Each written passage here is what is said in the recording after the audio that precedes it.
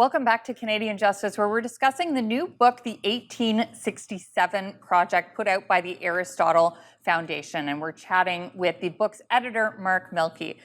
Now, Mark, I loved the book. I think everyone should read it. And my favorite part was part 2, which was the look at historical figures and Canada's constitutional history. And I am a constitutional lawyer, so this was really relevant for me and what I work on. So let's chat about that. The first essay in that section of the book was an essay about the Magna Carta and the role that it played in the founding of Canada. Why do you think it was so important to go all the way back to the Magna Carta and tell that story of how it is relevant to Canada? Well, one of the authors of the 1867 Project, John Robson, does a terrific historical analysis of how we got here. And so John starts with 1215, with Magna Carta, the Magna Carta. And in part because when you think about human history, part of the perennial problem is, most of us, are not in positions of power, right? And especially much of history, most of us were illiterate and peasants or whatever. A few people at the top of the heap, so to speak, the kings and monarchs and tyrants in history. So what the Magna Carta did is it put a limit on the power of the king in England of the day. And there was a notion of property rights.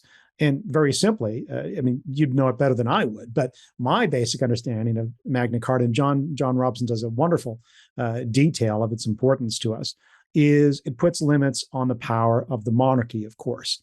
You can't just go and do your own thing, so to speak, regardless of what people want. So it actually introduced a notion of accountability vis-a-vis your rulers. And that's been an important part of the Anglosphere and increasingly other countries around the world in the last 900 years ever since. Yeah, it's such an important part of our constitutional history that I think a lot of Canadians are sadly unaware of. And I have to admit, when I read some of these other essays about prominent Canadian figures, I'm embarrassed to say that I learned a lot from your book. I think we should all know about our history, but I didn't know a lot of the history that was laid out in the descriptions of the histories of, even Sir John A. Macdonald, about Sir Matthew Begbie, British Columbia's first Supreme Court Justice, or of Egerton Ryerson, and the stories of these men and the role they played in Canada's history and the misunderstanding of what their legacy is, or the missing context about their legacy, I think is so important, and this made this book so important. So let's talk at a high level about some of these stories. First, let's start with Sir John A. Macdonald. What was the essay about him about, and how did it put his legacy into context, in the context of the modern sort of cancellation attacks on Sir John A.? Sure. So Greg Piasatsky, a Toronto lawyer and citizen of the Métis Nation of Ontario, wrote that chapter in the 1867 Project. And what he does, it's a provocative title, that Sir John A. Macdonald saved more Indigenous lives than any other prime minister. Why does Greg write this? Well, because Sir John A. did a number of things. Set up the Northwest Manitoba Police, today's RCMP, in part to protect the Indigenous, the first settlers, from later settlers.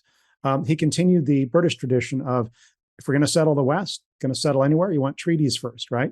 They didn't want the American-style frontier justice, lack of justice, really, in what were called the Indian Wars. Which led to the deaths of tens of thousands of Indigenous people in the United States. Right. So Greg tries to remind the reader of these successes. John A. gets some bad press today from people who misinterpret his words, or take a racist comment he did say and say, well, that's the totality of his record. Again, like the oak tree, he was imperfect. Then you've got Matthew Begbie, Sir Matthew Begbie, first Supreme Court Justice of British Columbia, very sympathetic to Indigenous peoples, once overruled the legislature when it came to anti-Chinese legislation.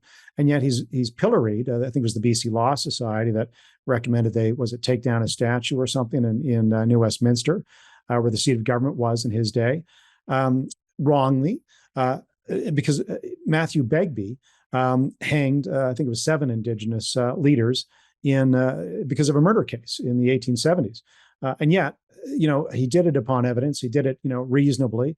And what he did for many Native British Columbians of the day is commute their sentences in a way he never did. And he did it in the context of how things were in that era. And he, as you said, these 7 men were hanged, but it was in the context of that particular era. But more than that, he was actually very sympathetic to Aboriginals, learned, some local languages. Yeah, So I it's learned so much from that chapter. It was, I didn't know going into reading this book about this particular history, and I learned so much. We've got to go to break now, but we'll be back to talk about this a little more.